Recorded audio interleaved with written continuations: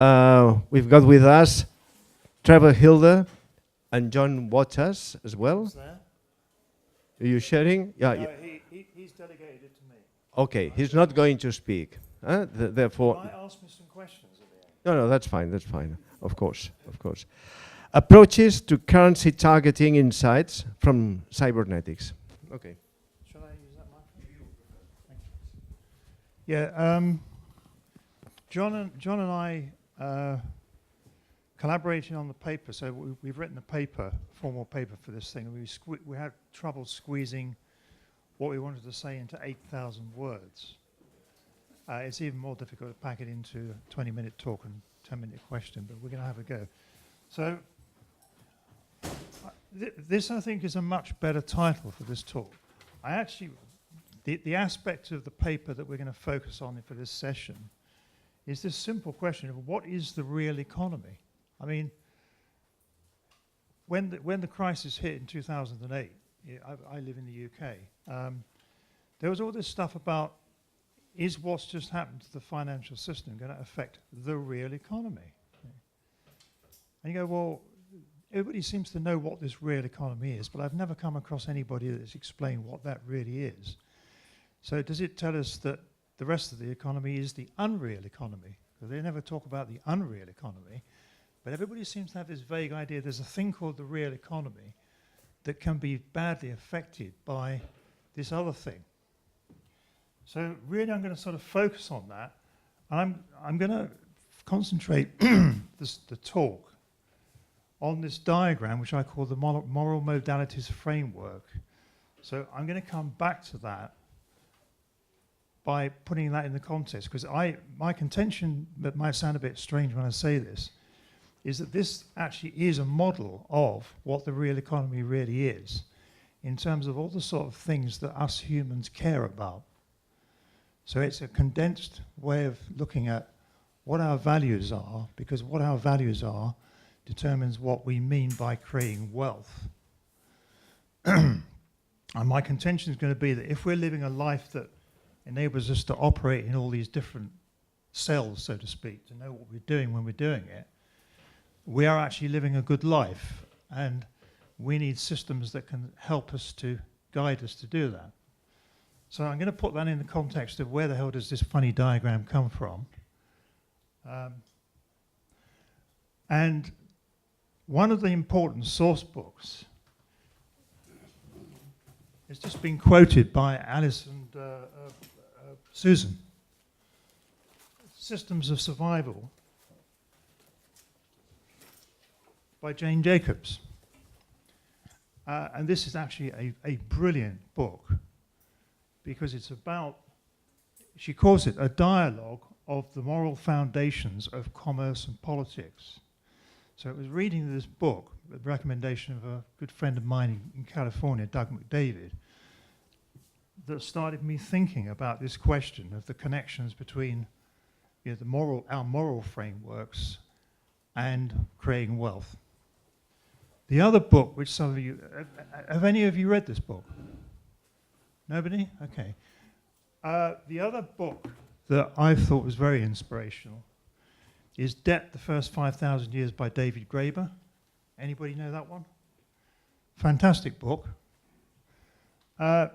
If you look at, so in chapter 5 of that book, chapter 5 of the book is about the moral foundations of human life. And this is a quote from it. Anthropology, because the guy's an anthropologist, has shown us just how different and numerous are the ways in which humans have been known to organize themselves. But it also reveals some remarkable commonalities, fundamental moral principles that appear to exist everywhere and that will always tend to be invoked wherever people transfer objects back and forth or argue about what other people owe them. And he actually talks about moral modalities, 3 moral modalities. And I've explored this and kind of expanded it a bit. So this is an idea that comes from cybernetics. Cybernetics, it sounds like sort of Doctor Who's Cybermen or something, but it's about effective organisation. It's the science of effective organisation. And a chap called Ross Ashby came up with this law, that Ashby's law of requisite variety. It basically says that if you're trying to manage some kind of situation, you have to be able to match what you deal with what's coming at you. I mean, a simple model is if I said to you, there's this goal, and there's a football, and there are 11 men trying to come at it and kick the ball into the net, and ask you to devise a machine to stop that. We don't actually need a machine. You just need 11 guys in the opposite direction. You're matching the variety of the two sides in balance with each other, and that's actually how it works. So the idea is that we actually are managing varieties. If you think about what is happening while you're sitting there looking at this and looking at me, the amount of stuff that's going on with photons flying around, all this kind of stuff, is virtually infinite. But your brain and your optic nerves and so on are actually filtering out most of that variety because you don't think it's relevant, and hopefully you're getting the bits that are relevant. And this is about how perceptual systems work. And another one here is called the Conant-Ashby theorem that was published in a 10-page paper in 1970, which you can find on the net by just typing the name in. And it says every good regulator of a system must be a model of that system. So it's a really, really simple idea. And the classic thing is, if you wanted to regulate the air traffic around an airport, how does it work? There is effectively in the control tower a model of the airport in its surroundings and of all the aircraft in the area. And by managing that model, you can manage the making sure the planes don't crash. So effectively, our brains are doing this all the time. We actually have a model of ourselves in our environment, and everything that we know about perception shows that we are manipulating that model to manage not crashing into the door when you're trying to walk through it, and everything else that we do. So this is quite a foundational idea, very, very simple, but very, very powerful. Anybody heard of a guy called Stafford Beer? Okay, Stafford Beer. Anybody heard of Salvador Allende? Chile, 1970, 1973. Stafford Beer was the guy, he was a very distinguished kind of management consultant guy. He worked with the Chileans to figure out a system for managing the economy. And I don't know how many of you know this, but the actual date when Pinochet's coup took place was September the 11th, 1973, when the whole thing came crashing down. Stafford Beer devised a viable system theory that is about what functions are needed for any system to be viable, whether that be me standing here talking to you, a bacterium, a cell inside your body, the heart inside your chest. There is a set of rules about what functions have to be there, and this viable system theory explains what they are. I'm not going to spend a lot of time on that, but that I would recommend. It's a very powerful way of understanding organizations. I do a kind of crash course on this stuff, which I call a one-day MBA. It's like, it's two hour sessions, and we cover all this really fast. And I've done that in Second Life. I've done it remotely. I've done it in classrooms. It takes you through this stuff really, really rapidly, and it's actually powerful stuff. So this is another aspect.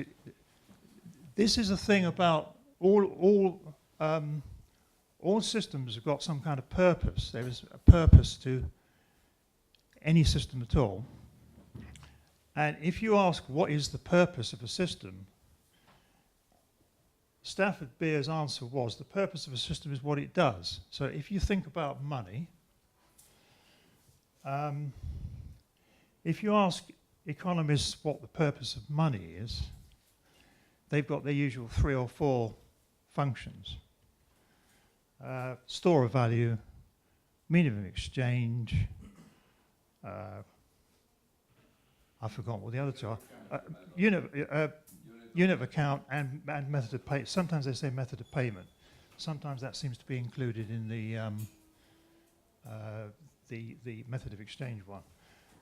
And that interests me because actually, if I think about what does money mean to me, there's more to it than that. A good friend of mine in Perth in Australia recently said to me, he said the biggest form of addiction in the world is to the monthly paycheck. So if you think about what is the significance of money, what's the purpose of it, you have to look at it from your perspective, and it looks different to what the economists say. The economists don't mention that the kind of money we're accustomed to is reinforcing a social power system.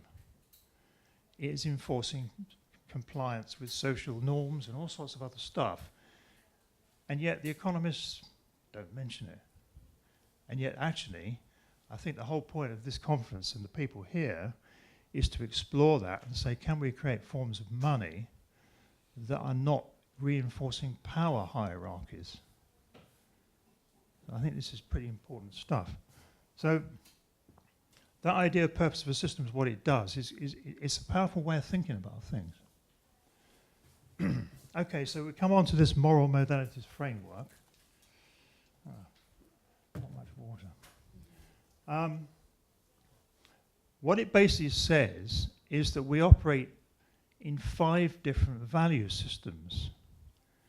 We don't think about it much, but actually we don't just have one value system. We're switching between different value systems all the time. And the fundamental one, which David Graeber calls